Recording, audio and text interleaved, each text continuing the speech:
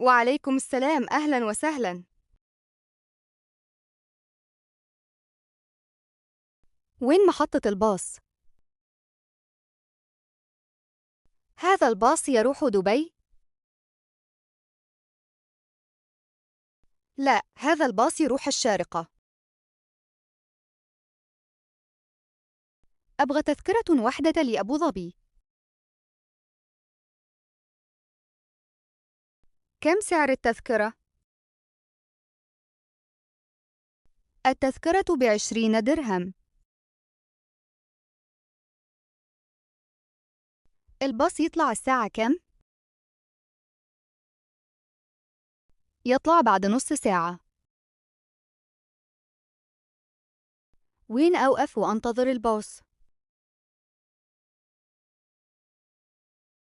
وين موقف الباص؟ الموقف هناك. هذا موقف الباص؟ إيه، هذا موقف الباص. وين أوقف وينتظر الباص؟ جاء الباص. هل هذا الباص لأبو ظبي؟ إيه، هذا هو الباص.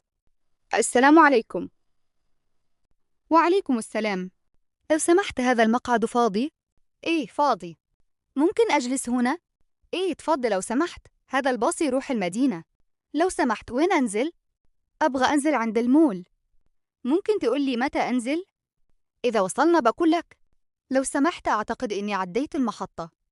وين المحطة الجاية؟ المحطة الجاية هناك. ممكن تنبهني إذا وصلنا؟ لو سمحت، أبغى أنزل هنا. ممكن توقف هنا؟ هذا آخر موقف؟ لا، باقي موقفين. كم باقي للوصول؟ باقي 10 دقائق. لو سمحت، عندي مشكلة في التذكرة. شنو المشكلة؟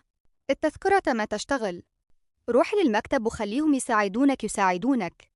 شكراً على مساعدتك. العفو. مع السلامة.